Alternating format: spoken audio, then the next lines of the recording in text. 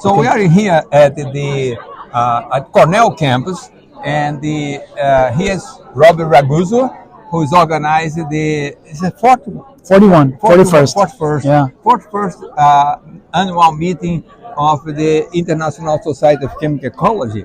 Lots of people around here, as you see, for the reception tonight in this beautiful campus. And tomorrow the session are going to start here in different buildings, very close to each other. Rob, thank you very much for organizing this meeting. My pleasure. Tell me a little bit about the meeting. How many participants are coming and so forth? Yeah, well, it's we didn't know until the end, because it's been such a volatile year. But we have 290 participants. 290. 290. Unbelievable! Yeah. This is amazing. I mean, chemical ecology meetings run anywhere between 150 and 400 people. But this is such a difficult time now, with everything going on with the visa and so forth. Unfortunately, we had a couple of speakers that were not able to get their visa, so they are going to present it via recorded lecture. Yeah, we brainstormed with the organizational committee about ways to do this, and we didn't have the funding or the flexibility to have a fully hybrid, virtual meeting. But instead, we thought we have MP4s, we can record people. We can play recordings. Right. And so it's the next best solution to the problem. We have 6 recorded talks. But how many talks are there? Because I look at the program and I get tired of seeing so many talks. So 60 out of how many? Out of 200? We have, oh my God, we have 57 posters. I'm going to say we have something like 160 talks. 106 talks. That was 160. 160. Yeah. And it's 6 of them. And 6 of them will be recorded. 1 to 6 is going to be recorded. So that's nothing. But it's unfortunate that they didn't get the visa. And this symposium covers so many different aspects of chemical ecology. We were very inclusive. We put out a call for symposia at the end of the year, and we got 15 proposals. When we met as an organizational committee, we thought, wait, these 15 proposals cover a lot of the spectrum of research that we recognize within our field. Why should we restrict any of them? Let's accept them all. So we had to do some back of the envelope calculations about if you're going to have 15 symposia, you need 3 concurrent sessions, 4 days, and so forth. But the calculations worked. So we thought, okay, let's be inclusive. Let's have 15 symposia. And also we have a banquet that's going to be spectacular. They made it very affordable. That's one of the most affordable banquets in the history of technology. Yes. One of our organizing team members, Christophe Duplay, was very dedicated to making the whole conference affordable to students. We are going to talk a lot about young people and early career scientists in this conference. And one of Christophe's passions was, what can we do to make the conference affordable, to make the banquet affordable to students, because oftentimes they can't come. And so thanks to some generous donors, including yourself, several other people who originally bought tickets, decided to support students. So we're going to have 160 people come to the banquet, which is amazing. That's really amazing. Yeah, that's a great idea to have the students engage in this, because they are the future of chemical ecology. That's right. And you have to have them participate in all aspects of the meetings, so they can repeat later. We were worried that in the past we've always had students, but we never see them again. And sometimes the reason is we have conferences in other continents and they can't afford it. But sometimes maybe the feeling was like maybe they don't think of our society as their home or their primary field, and we want that to change. So we're going to have a whole symposium. I think you know this. On Thursday morning, traditionally we have an early career award that we give, and this year it's Merit Huber from Germany, who's amazing. But we came up with an idea. Andrea McCormick, our next president, is really promoting this wonderful idea of having an early career symposium, where after Merit's a plenary talk, we're going to have 3 more talks.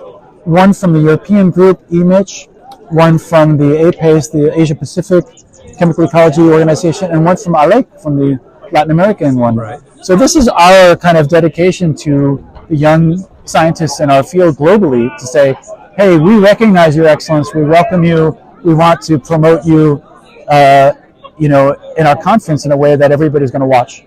And it's interesting because you are giving opportunity for both to open a platform for the new students, but we are not forgetting our predecessors, the ones that build chemical ecology, such as Gerald Meinwald and Tom Eisner, and you replaced Tom Eisner in that position, right? Nobody can replace Tom Eisner. No, we were fortunate. You and I did an interview several years ago about Tom, about working with him and knowing him and learning from him. Tom and Paul Feeney and Jerry Meinwald and Wendell Roloffs and all these guys that were at Cornell, Alan Renwick, they did something wonderful. They didn't just build a platform for all of us to not have a niche, but to really be a part of the mainstream of Cornell research. But also when they retired, they really encouraged the leadership of Cornell University to find young scientists in their field to replace them. So Andre Kessler, Anurag Agarwal, Jennifer Thaler, George Chander, myself, and many more. We have a thriving community of chemical ecologists here at Cornell, and it's one of the reasons why I came. I was in South Carolina. We all had careers elsewhere.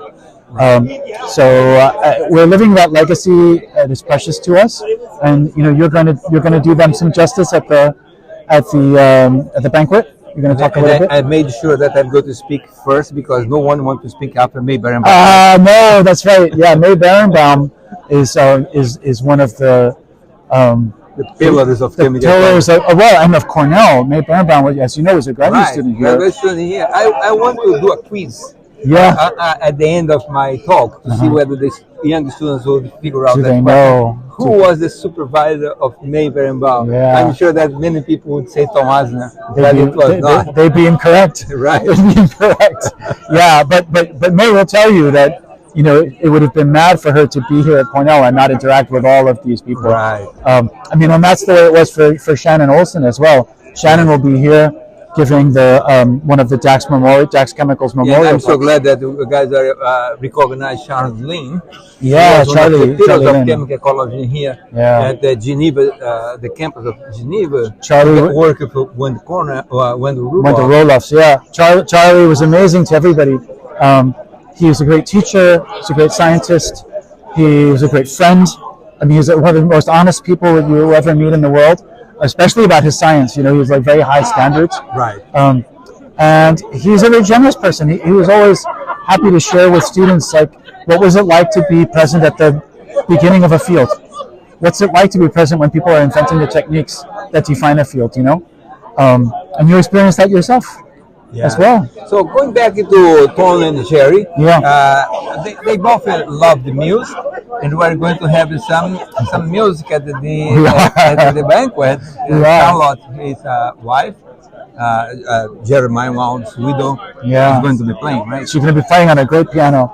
It's amazing how we pull this thing together because amazing to say that there was not a piano available in Ithaca, and then they have to rent a piano from Syracuse. It's hard to believe. It's hard to believe. I mean, Ithaca is a town full of arts. Ithaca College is like a world famous music program. We could not rent for 24 hours a grand piano to put into the Hotel Ithaca. So where there's a will, there's a way. Yeah. We got it. We rented it from Syracuse. They're going to drive it down Interstate 81. And by God, we're going to have it tells a lot that you don't take a no for an answer. I don't take a no for an answer. I'm a friendly guy, but we all in science have to learn to be really strong because we fail a lot more than we succeed. And this was a good thing to do. And I wasn't willing to accept the idea that we couldn't get a piano in this town full of arts and music. Thank you very much. It was very good to see you, and I look forward for tomorrow on all the talks and everything that you have organized. I know as a fact that you put so many hours and so much energy on this, and I'm sure that's going to pay off tomorrow and on the days to come. Thank you, Walter. It's a labor of love, and people like you set the standard for the younger guys like me. So when it's our turn, we do our best. But what's making me happy is all the wonderful sounds you hear behind us, all of our colleagues interacting scientifically and forgetting about the troubles of the world for a couple of days. One last thing before I let you go. The last meeting here was in 1998. 1998. Yeah. Yeah. So you come back to Cornell after that many years. And I was a postdoc then, and you were a speaker here. Right, So- right. I was in Japan at that You were in Japan. and I came all the way here. All the way. Like on the chemical communication of scarabeetus. Scarabeetus. I don't remember the exact title, but it was something of that nature. Oh, but it was worth it, I'm sure. Dan Jansen was speaking, and Tom and Jerry were speaking, and Yeah. and I think Ian Baldwin was winning the Silverstein Simeone Award Yeah. as Right, at the cutting edge of our field, which he was and is always. right. Always. Okay, so thank you very much. Thank you, Walter. Good A to pleasure. see you, and look forward for the rest of the meeting. Thank you.